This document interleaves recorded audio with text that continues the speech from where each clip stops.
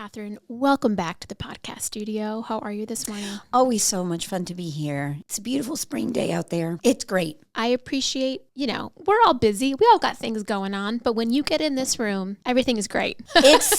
It's the room. It's the room. Problems are outside the room. Well, yeah. And, I think it actually is a perfect part of this conversation, right? You have to control what you can control. And so there are things outside the room that are outside of my control. But in this room, Molly, you and I are in control. We are. We are in control. Unless something breaks, technology stops working, then I lose my voice. Yeah, then we've lost it all. All right, let's get into our topic today. We came about this topic last week, and I appreciate one of my favorite things is when a coach says this is happening or you're doing these things with clients, and it makes it relevant for a podcast conversation. And so this particular topic today is about Plan B budgeting. We love talking numbers. We love talking budgets. We also recognize we have to be adaptable to the changes of the world. So, Kathryn, when I say Plan B budgeting, what does that mean? And why is it especially relevant time-wise? Right now, we're just wrapped up Q1. We're in Q2. How does that play into it all? So Plan B budgeting is when you are taking a look at your financial forecast for the year and recognizing that there might be some external market influences that are having an impact on that number. And we're going to talk a little bit about the difference between Plan B and reforecasting. But this Plan B budgeting is taking time when you are not in a reactionary mode and looking at your numbers and making some cold decisions that you might not be able to make if you were in an emotional state at some point in the future. So Plan B budgeting is really just going in with so my forecast this year was going to be $5 million.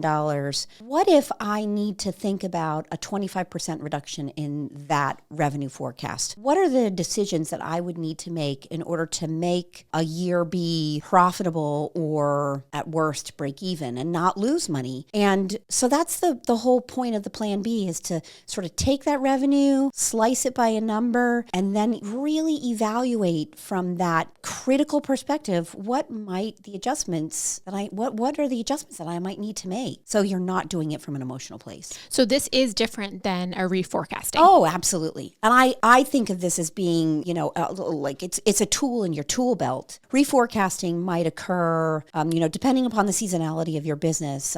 Work with a lot of landscapers. If you're not doing snow removal, season is just starting right now. I'm not going to recommend that you reforecast the rest of the year because you don't have enough data yet. And that's really where a reforecast might come into play. I see trends. My phone calls are down. My win rate is down. My average size job is down. And so I might need to look at the remainder of the year and reforecast in order to make this goal be something that we can achieve. And that can be both a reduction. So my phone calls are down, my leads are down, my average size job is down. It could also be an increase. Hey, listen, we were on track to do, or we thought we were going to do 10 million, but we're actually on track to do 12. And so let's reevaluate what our overhead expenses are and make sure that we've got the infrastructure to support an additional $2 million in business. That might mean accelerating a sales hire from first quarter next year to third quarter this year. It might mean saying that we need to increase our marketing spend because, we want to be a little bit more brand solid and less lead involved. So, your reforecasting can be up or down, and it's based off of sort of those metrics or indicators that are telling you this is what the trend is, and I want a business owner to respond to the trend. Okay. I know you've been doing some Plan B budgeting with clients now. Is that something that you do every year? It's funny because I actually had a client that used to do that just as a matter of discipline. Yep. There's the budget and then there's the Plan B budget. And the Plan B budget is just that. What if I were not to sell what I need to sell? What if I lost 2 field supervisors? If you think about a $5 million business and you might have 2 or 3 field managers, if you were to lose 2 field managers, you would lose some very significant operational support of the field. And as a result, you may need to pull back on your hiring plans for the year. Not what I would really want you to do. I just want you to go out there and recruit a field manager, right? Yeah. Let's be real. But this is about, okay, so in this scenario, I cannot control the fact that I've lost to field managers, what can I control? I can control my hiring process. I can control my sales rate. I can control my scheduling. And so we're looking at a plan B, not from a reactionary place, but what can I control? What might I need to do differently in order to make this year a success? So that's what plan B budgeting is about, is not moving the goalpost. That's a little bit of reforecasting, right? Mm-hmm. But about saying, what would I need to do if something catastrophic happened? I talked about it because I'm working with a number of clients where we are looking at plan B. And I think, first of all, on a discipline level, yeah, maybe we should be doing that every year with clients. Maybe as a matter of course, I have another client who's got a plan B and something that he called a plan S for the OS moment, yeah. And sounds like he maybe has been there, or he or she have been through that before, and they want to be prepared this time. They want to be prepared. And that's what it's about. It's about being prepared. That way, we spend, I don't know, probably a dozen hours, right? Maybe a dozen hours goes into developing the right budget for you for the year, whether it's strategic growth discussions, hiring plans, sales goals, managing people. What are we going to do about pay for performance? Like, there's a lot of conversations that can go into that. But now you've got this beautiful budget that's taken a handful of hours to create. Take another hour and do the what if. Do the what if I lost a person? What if we had to shut down for 6 weeks? Yeah. Well, we've been there, done that. Yeah. The what if conversation when you're maybe in that budgeting mode, and do it as a matter of course. I think, what's happening now is that there's some media hyperbole about what's happening in the world and the economy. And I don't want to buy into that hysteria. That's not what this is about. What this is about is saying, okay, you might be hearing things and you might be feeling things, but let's look at last year. Where were we last year? Let's look at this year. Where are we currently? Okay, it's maybe not as bad as we think it is, but to set your mind at ease, let's just go ahead. Let's think about that 25 or 30% reduction. And then instead of going into a scenario where you're saying, this person is going to lose their job, and that becomes personal and scary, because how do you have that conversation? You just critically sit down and say, okay, if we're going to go for 30% less than last year, I might not need as many people in the office. And if I don't need as many people in the office, who are the people who could maybe pick up some work, and who are the people who maybe aren't going to make it onto the lifeboat? And what does our sales team look like? And, I always think about what the discretionary spending of a business looks like. And so discretionary here means you have to pay your insurance premiums, right? You have to do that. But your discretionary spending might be, I'm going to put in some extra dollars towards our Google AdWords for the month. But boy, oh boy, if you want to make money, sometimes you got to spend money. And so sometimes like a business owner's first instinct is, well, this is discretionary right here. I'm going to take that money away, and it's marketing. And I'm thinking, yeah, but you need leads to come in the door. Yeah. Why are we taking away from marketing? Right? So now we can have a non-emotional conversation around it. Okay, so we're looking at your overhead expenses. You've got people that you don't want to lose because you like them, and you've got marketing spend. Let's have a non-emotional conversation around that. Is there somebody on your team who is maybe not the best at their job? They're maybe a good values fit, but they're not the best at their job. Are they going to make it over spending money on leads? I don't know. That's a conversation. Yeah. Right? And that's really where I want business owners to be. I want them to be having the conversation and controlling what they can control, instead of reacting in the moment to,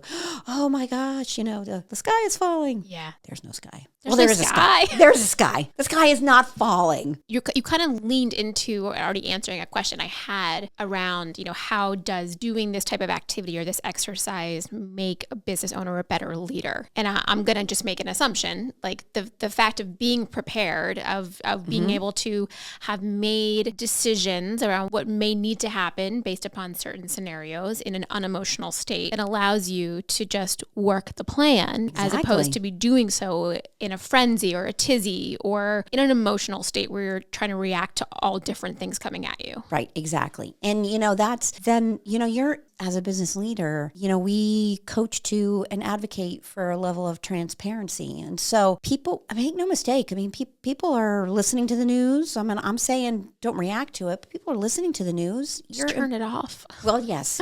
Yes, don't listen. Get off of your social media platforms. Yeah. You've got people on your team who are anxious. And so listen, I've worked to the plan. I know we're going to be okay. Part of what we're doing here is preparing for an uncertain future. future, but it doesn't have to be scary. And so I'm telling you, the whole team, we've worked through this, know what to do. We understand. I mean, there's another component of it, which is triggers, right?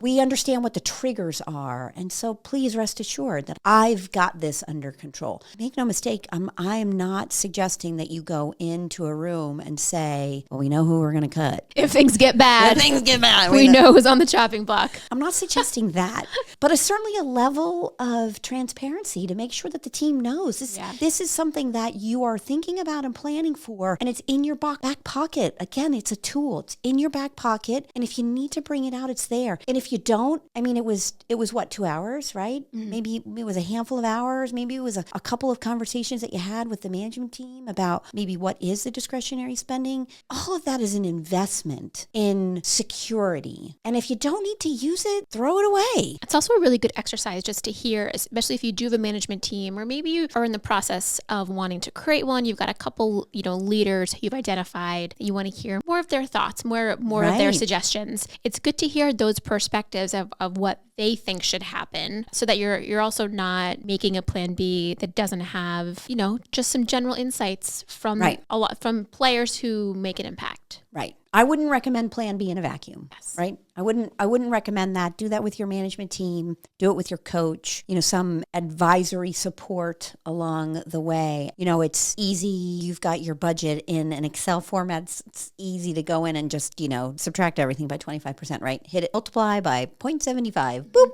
Done. But you're right. Hearing the other voices in the room and getting to the place, I mean, that ties so much into projects, not promotions, right? If you are thinking about somebody from a management team perspective and you say, hey, listen, I'm thinking about what we would do if something happened. Give me your thoughts. And if they're like, well, I better not lose my job, and I got bills to pay, and blah, blah, blah. You know that they're maybe not the person who is going to be providing you with sound counsel. So I like that a lot. You mentioned getting into a room, spending an hour or two looking at discretionary spending. What are some kind of essential components, or what is, for somebody who's listening here, who's never done a Plan B budget before and are thinking, yes, I want to spend an hour or two and do that. How do you recommend they kind of outline their steps? Gosh, so the simple start of this would be, I'm going to look at my revenue line. I'm probably going to do a Excel formula, multiply by 75% across the board to start. Just to start. And then I want to look at my break-even calculator there. I want to look at that break-even number. That's going to give me a good indication where I need to be. And then I am going to look at my overhead expenses. Now, don't forget the step of, if you've multiplied your revenue by 75%, you also need to bring down your payroll, your gross payroll dollars. So don't forget the step of going in and saying, well, if I'm doing 25% less business, I'm probably employing 25% less field people. And so make some adjustments there. At that point, I might suggest a forced ranking of your field employees. And again, this is a good place to bring in your additional members of the team so that you are looking. And so for a forced ranking, for anybody who doesn't know what a forced ranking is, it's literally taking every single employee and ranking them, top performer to low performer. And that, by the way, is irregardless of role. I often have people who are making the assumption that because somebody is a crew leader in the organization, that their work performance is higher than somebody else. And what I'm suggesting here in this forced ranking is that we take everybody in, it's skills in their role, values in their role, and ranking them, 1 through 30. Because then you might be looking at that bottom 5 people, and maybe you do have a crew leader in there who isn't right now a values match, or has been a crew leader for a while and their skill level has dropped off in terms of, some paperwork or meeting participation. So forced ranking. So looking at revenue, I'm looking at employees, I'm forced ranking them. I'm looking at the break even to understand where I really do need to be in order to break even with this overhead. And then I'm going into overhead and I'm saying, okay, what might I need to do? Now, this is where you have to sort of, steal your heart, and you have to maybe look at the overhead team. By the way, personnel shouldn't shouldn't be the first place that you cut. Just like marketing, like, maybe there's, Kevin Nolan used to call it the lifeboat, right? Who's on the lifeboat? I would force rank your overhead team as well. So skill enroll, value enroll, force ranking so that you can see objectively who might need to lose their job. Something that we've also talked about is, if there's a 25% reduction, do you have key members of your management team or your staff in general who would take a pay cut rather than lose their jobs? A hard thing to consider, a hard conversation to have, but I can imagine that might be something that I'd rather do. I'd rather take a pay 100%. cut. I don't want to lose my job. Right. So I'm going to sign right up for that. Yeah. I mean, that's what a lot of businesses did during COVID. I mean, yeah. Owners paid themselves nothing. Management teams took major pay cuts. Yeah. And, things returned to normal after a while, but sometimes you have to do crazy things in crazy times. Yes, absolutely. It's not the word I was looking for, but it's what I was looking to describe. Yeah, it's true. You've got to, it's extreme, but we want it. The end result is, listen, you're creating a Plan B budget because of a moment in time, not because this is the life cycle of your business. It's a moment in time that you're preparing for. Then you survive the moment in time because you made the right decisions in a non-emotional state, and the business is there on the other side. That's the goal. And, when I think about that, the businesses that survived the pandemic, they made hard decisions in the moment. Most of them went right back to normal. And in fact, of course, because of the pandemic, there was a big home improvement market. And so a lot of businesses that we worked with really, excelled. Yeah, thrived. The point being, you're right, they're doing some extreme things. And so I force rank your overhead team to include salespeople, to include field managers, your schedulers, your,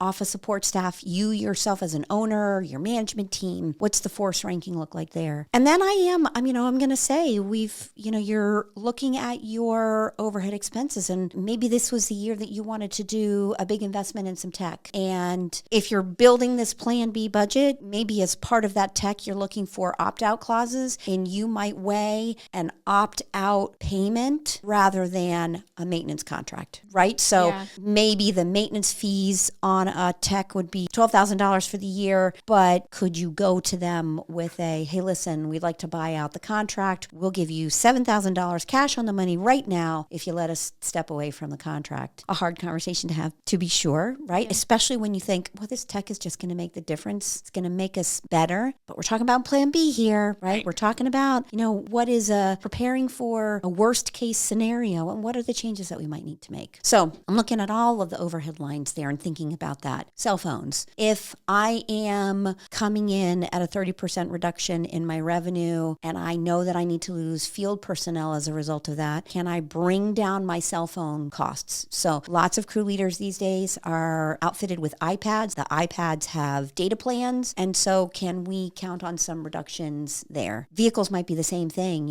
How many vans or trucks are we going to have on the road if we're talking about a change in our revenue? I don't know that I would advocate for dumping vehicles first, but I have had business owners who've looked at that and have recognized that, the liability commitment here is not worth the reduction in revenue that this piece of equipment provides me with. And so I'm going to sell it. I'm going to sell it. I'm going to cover the debt that I have remaining. I might get a little cash out of it, but in the long run, this piece of equipment isn't getting me the revenue that I want in this modified version. And so therefore, I'm going to let it go. What are each of the sort of creative or innovative ways you could look at every one of those lines and say, this is the change I would make? I brought up marketing earlier. I want to spend money, right?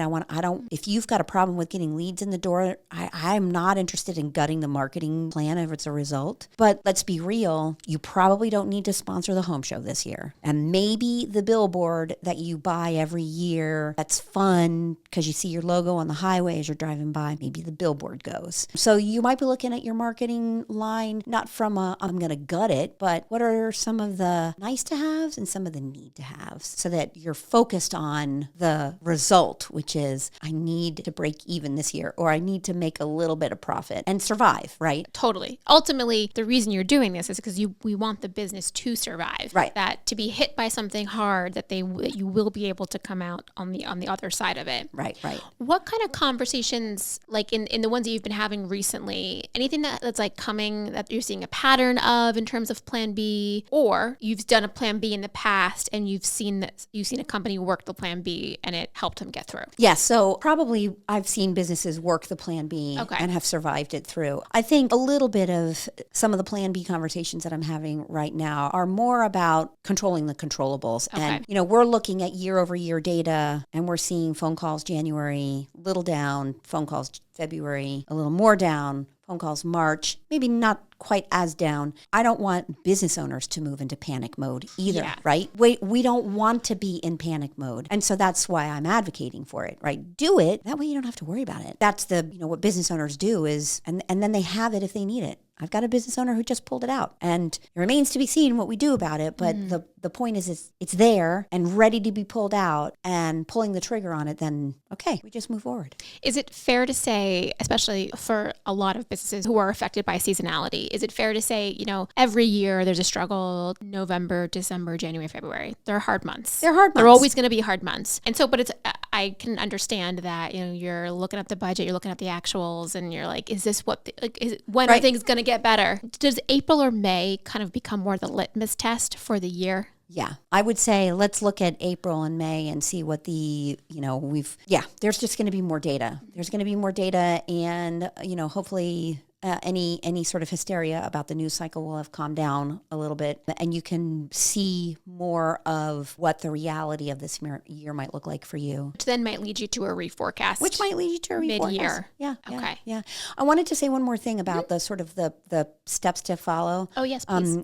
Only because I neglected to consider, I was talking about long-term liabilities there. We plan for and discuss a business's results in accrual. What you are generating and the bills that you are paying to generate that work in a particular time period. That's accrual accounting. I do want you to consider when you're thinking about Plan B, what the fiscal impact of long-term liabilities or other commitments are going to have on your business as well. As I'm envisioning the workbook, as I'm talking about it, I'm literally looking at it in my head, right? Mm-hmm. And I'm thinking revenue, cost of goods, overhead expenses, there's operating profit. Please don't neglect that below net profit line where we are considering what those long-term liabilities are and other debt payments. So, in your seasonal cycle, do you maybe tap into your line of credit in order to handle winter payroll, setting up materials for a big push, a seasonal push? And do you typically then pay that back? So we might be doing a Plan B forecast now in March or April, and we've put a lot of money onto the line of credit. And so we need to make sure that we're factoring that in when we're looking at those, because we've got that as a commitment. So just right. Those are things that we can't. Checklist. Yeah. You can't really change that. You've mentioned it a little bit kind of at the start around communication of it. But how, I guess, Plan B budget or reforecast, how should business owners or leaders be communicating changes to the budget to their team? So there's a couple of different stages here, right? So if we're talking about a sales team and we're making adjustments to their sales goals for the year, I want that to be as quickly as possible. If you're changing information for them, they need to know right away because it's a goal-oriented team, right? So make sure that you're talking about that. Likewise, if you're adjusting revenue targets, depending upon the size of your business, if you've got field leaders that are responsible for individual revenue targets, we need to let them know as well. In our world, as I said before, in our world, we believe in a level of transparency with your team. And so if you're having your weekly operations meetings and you're talking about your revenue goals and your status to goals every week, then as soon as you make a decision, I want people to start to know. Now, in the hierarchy of things, I might suggest that, we've got a management team making decisions, and maybe there's sort of senior personnel who might need to know first. That's socializing, and that's smart because then you're going to get on to a Zoom meeting or into a room with people and you're going to say we've adjusted our targets, and you're going to have people who are already on board with that change, right? And they're going to be there to support you, and they're going to be there to chime in and say, yeah, we've talked about it, we're going to be able to survive this, don't anybody. So I might go, management team, sort of senior level people in the middle there, just so that you can get them on your side. And then as quickly as possible into, especially if we're talking about changing people's goals, revenue targets or sales goals. I want them to know. That makes sense.